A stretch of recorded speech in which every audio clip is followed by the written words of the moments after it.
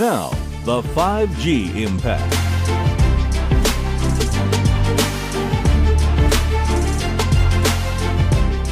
So, welcome back. Now we're going to talk about the 5G impact. Now, yes, there have been many rumors surrounding 5G, and sadly, many of them were far from factual. Now we'll talk about what's really going to happen in this with this groundbreaking technology and how it's going to affect the sports industry. So I'd like to welcome Ronen Artman, VP of Marketing at LiveView. How are you, Ronen? Pretty good. Thank you for having us, or for having me. Great to have you. And Alessandro Raitano, Senior Vice President of Sport Production and Chairman of Sports Video Group at Europe in Sky Deutschland. How are you, Alessandro? Very good. Thank you for having me, and it's a pleasure to be here on this chat in this broadcast. Thank you. It's a true pleasure to have the both of you, and I will leave the stage to you two. Audience, enjoy. Thank you very much, Daniel, and it's a pleasure to host a friend and colleague, Alessandro from Sky Germany. I'll add something for the opening statement that you made. 5G is already making an impact. It's not will make an impact, it's already making an impact, and it's important to note. We've been working in projects back in 2019 with Fox, and we actually did the Summer League of the NBA Summer League already on board on 5G. And just to put in perspective the impact of 5G, and for those of you who are not familiar, this is the next evolution of the cellular networks. After 3G, 4G, here comes 5G. And 5G has a couple of fundamental improvements that are going to really benefit the world of sports. First of all, is the bit rate. The bit rate gives you the ability to do wonderful things, not only on the broadcasting, but also bringing some impact on the fan engagement, AR and VR. So that's the first thing. And everybody's talking about 4G and why we are not doing 4G currently in sports. The fact is, when you've got 30, 40, and even 100,000 people in a stand, you cannot use the 4G. However, 5G has what we call network slicing. It's a technology that actually allows the networks to bring a dedicated bandwidth to the stand or to the stadium, and actually for us who are using cellular technology can take advantage of that and actually use that. Second thing that is very important on the 5G is the delay.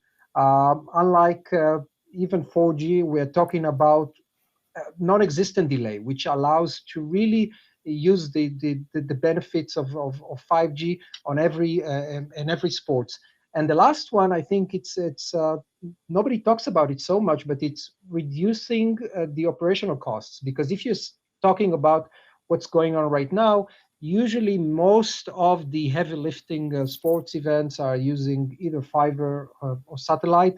5G could replace them, and cellular technology, we all aware of 5G technologies can be applied and can be in every stadium and replacing conventional satellite and fiber, and therefore really use the opportunity. And I think, Alessandro, you at Sky, we've been doing a couple of projects together, but I think you are one of the pioneers in actually taking 5G to the next, and actually not just experimenting with it, but using it in you talk about the Bundesliga, in a handball, and maybe you can elaborate a little bit more about your experience on 5G in the world of broadcast. Absolutely. First of all, thanks, Ronan, for having me, and then also let's say that we are now talking about a very interesting topic about 5G, because as you said and you mentioned it at the beginning, many people are seeing 5G as something, it comes along, but how we can tackle the problem. We have many telcos in place. They are fighting about bandwidth frequencies, who is pushing more, who is in the front row, who's doing what. And we decided very, very in an early stage, and this is really pioneering still today, and it will be over the next year or two, definitely, how we can make 5G capable within sports operation, because we know 5G from other industry, where you have in the automotive industry where robots are communicating each other with, as you said, low latency via 5G. But in the broadcast, where is my beneficial part there? And we started very early because we saw in the German market that there is a strong competition between the telcos, who's going to be first and how to tell the story. Because you don't need 5G for doing some calls. I mean, you need 5G for purpose, why you're doing this, why you need this bandwidth part, the latencies, and the reliability. And with reliability becomes confidence into the systems. That's why we decided, okay, we tackled two parts. One was the in-stadium experience. So how we can engage fans, customers, who are sitting in the stadium, watching a football match live, and we are feeding them with extra value of content, and this really low latency. So the in-stadium experience, the fan engagement, this is one part. And the other part is end-to-end production within the cloud with certain dedicated upload technology, like 5G. How can they help us with a dedicated bandwidth? You mentioned slicing, where no other, and except how many people are in the stadium and sending messages to mom, to their loved ones, to whoever, can interfere your operation and gives reliability. In those two areas, we are really pioneering. And what we did with handball, it's exceptional. And then also, let's say, with your technology, with LiveView, because it is one thing to hand over a camera signal into your unit. The other thing is, let's get the signal into the cloud. Let's get the signal to your vision control room. Let's get the signal into your station and doing something in low latency. And that's why, we discovered both areas very successfully. And we set our really bold engagement and targets and say, listen, we don't want to have experimenting. Let's do end-to-end cases where we see and do the stress test and make some great learnings out of it. So that's how we tackled the topic 5G. Completely. We'll talk about it. And people are asking, okay, LiveView is doing bonding. Why do you need? Because the speed is there. So the download speed in 5G, it's enormous. And I think that's exactly why you at Sky can actually feed for the audience who sit in the stands and can get multiple cameras, multiple angles, and even what we did in the NBA 2019 Summer League, that actually people were taking our app on the phone and we mixed them as one additional source. But if we are talking about the upload speed is very similar to what we are currently familiar with 4G, and therefore you continuously will need some sort of bonding, bring several of the 5G elements together in order to take them out. And I think the network slicing that will guarantee those bandwidth will allow us to use it in a very reliable way in every game. So it would be interesting just to give kind of a perspective of the latest one that you did and talk about the end-to-end, because I think it was taking into cloud production, and it's interesting. Maybe you can explain exactly what you did and what was the workflow of the production itself. Absolutely, yeah. And you said it. I mean, you said downlink and you said download, but also upload. And both are, let's say, crucial and really important if you're talking about operation in the one or the other way. It is upload is also, let's say, very necessary at the end of the day, because you want to feed now different cameras into something in the cloud operation on the normal gallery. And what we did with handball was really hands-on. Last year, with your cooperation as well, we did a handball match end-to-end in 5G parallel to our traditional broadcast. So traditional broadcast is always 8 cameras. Traditional, you're sending an OB, everything else. Last year we said, okay, let's do a parallel broadcast where we put a handball match and we produce it with 12 smartphones only. So to create new angles, new perspective, having smartphones in the stands, people talking to each other, coming along with a totally different storytelling.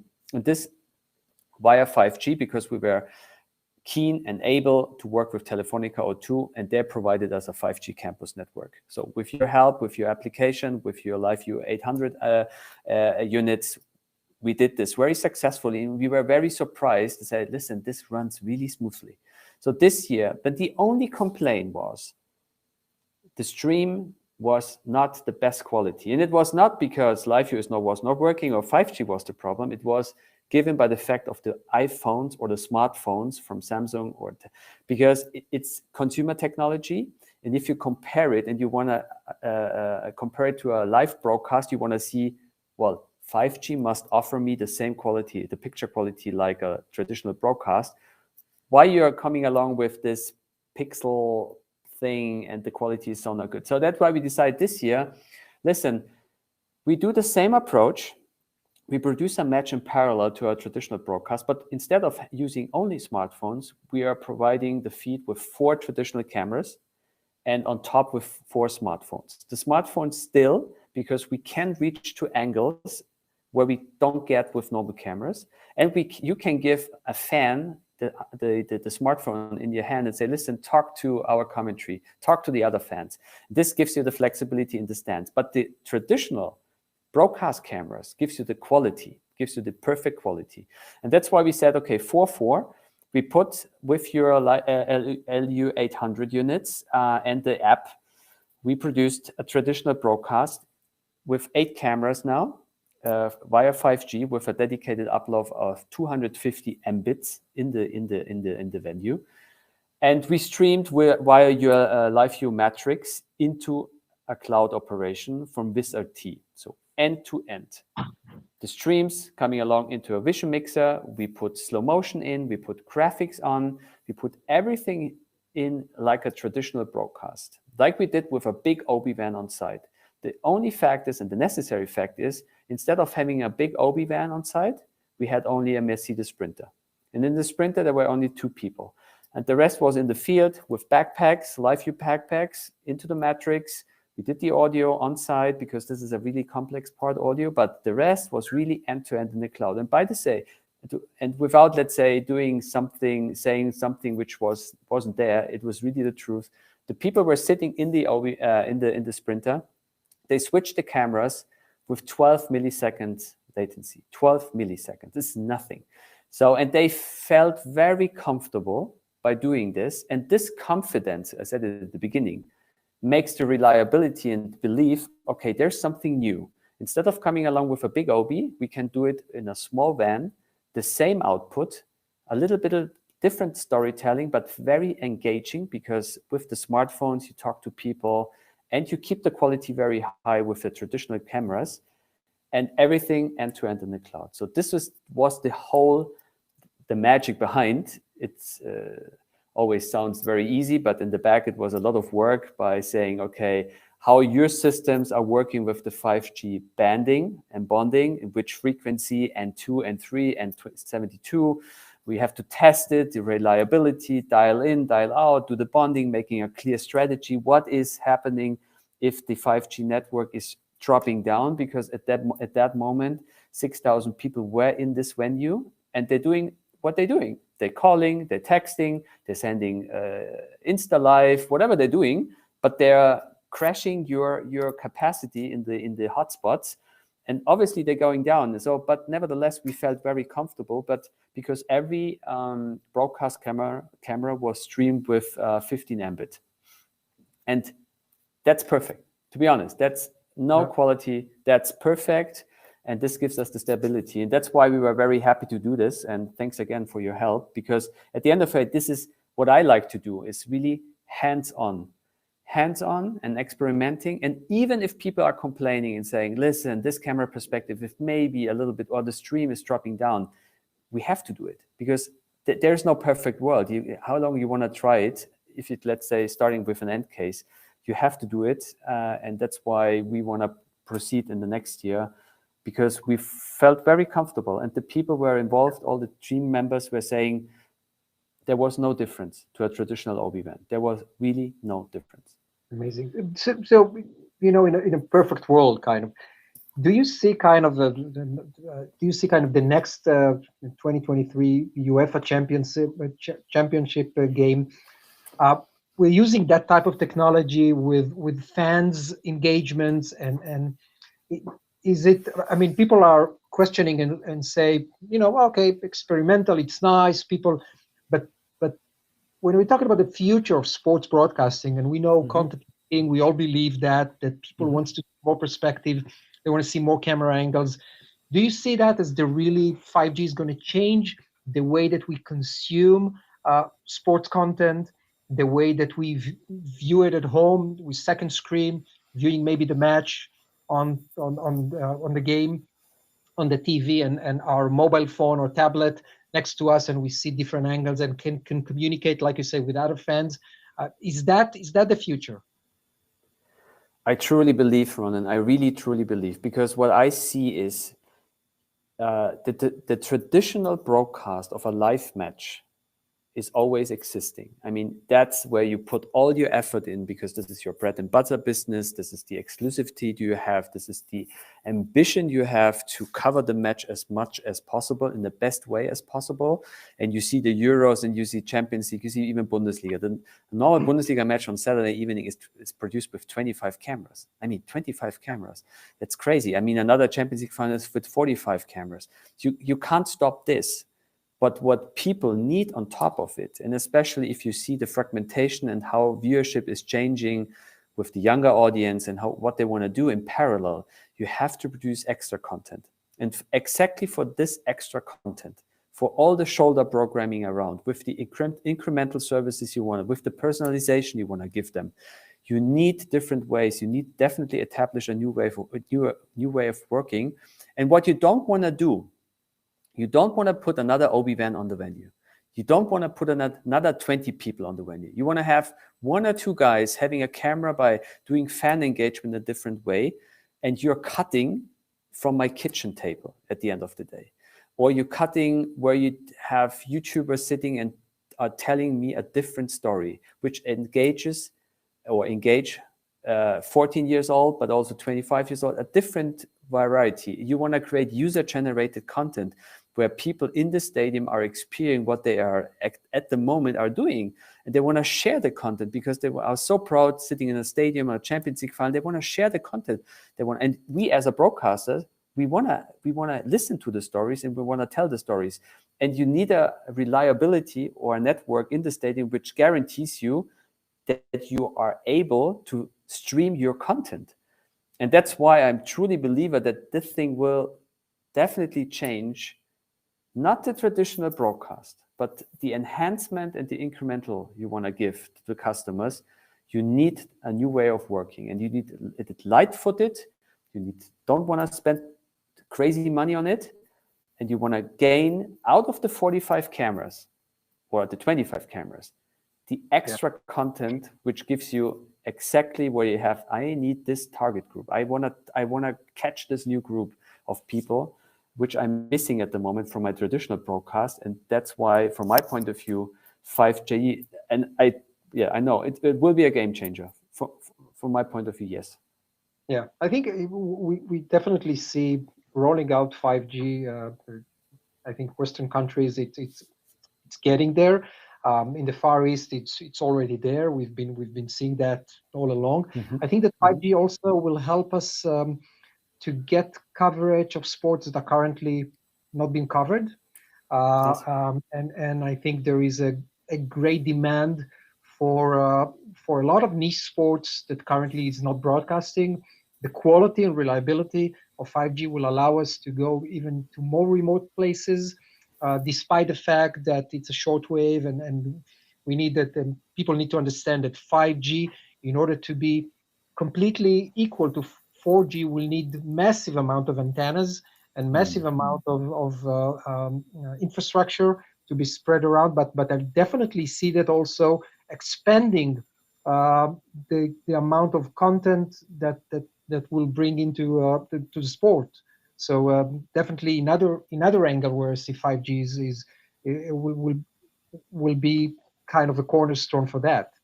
And also don't forget, even if you're saying it, I fully agree. I mean, at the end of the day, customers expecting the same quality in a tier A production like a tier 4 or tier 5 production, because what they don't want to miss is the quality of the broadcast, because they don't care how many cameras are on the field.